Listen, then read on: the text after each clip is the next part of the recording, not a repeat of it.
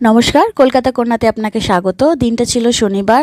কর্তামশাইয়ের আবদারে basmati rice আর mutton কষা শ্বশুরমশাইয়ের হাতে রান্না, সে খাবে।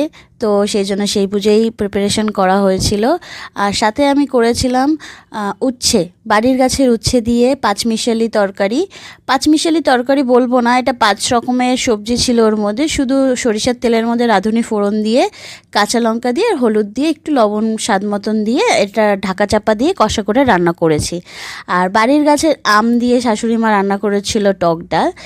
সত্যি কথা বলতে বাসমতি রাইস আমার এইভাবে খেতে অতটা ভালো লাগেনি, যেহেতু আমি অভ্যস্ত নই। এটা বিরিয়ানিতেই ভালো লাগে, কিন্তু সেইটাকে আরও তৃপ্তি ভরে খাওয়ার জন্য ইচ্ছা হলো রাত্রিবেলা এই মটন কষায় রাত্রিবেলা লুচি দিয়ে, মানে ফুলকো ফুলকো লুচি, গরম গরম লুচি দিয়ে খেয়ে মেটাবো। আর সেটাই হয়েছে। খুবই